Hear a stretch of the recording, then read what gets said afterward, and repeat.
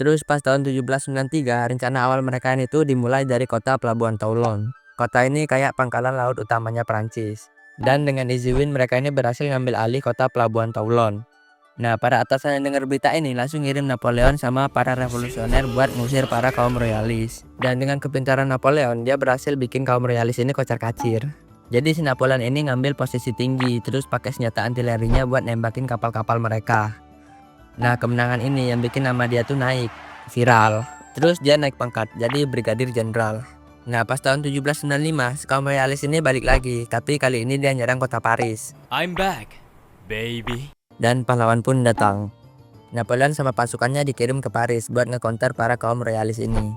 Terus biar mereka ini nggak balik lagi, si Napoleon itu sengaja ngeksekusi sekitar 200 kaum royalis di depan umum. Jadi dia berhasil ngusir kaum royalis untuk kedua kalinya.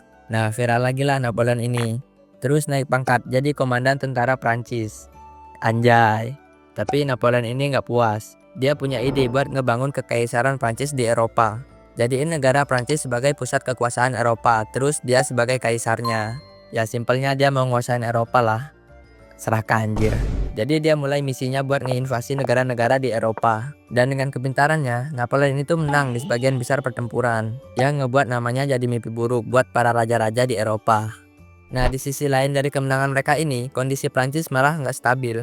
Jadi Napoleon itu nganggap pemimpin Prancis itu udah nggak becus. Jadi dia punya ide buat ngekudeta pemerintahan Prancis. Si Napoleon sama pasukannya ini pun balik ke Prancis buat nyerang pemerintahan Prancis.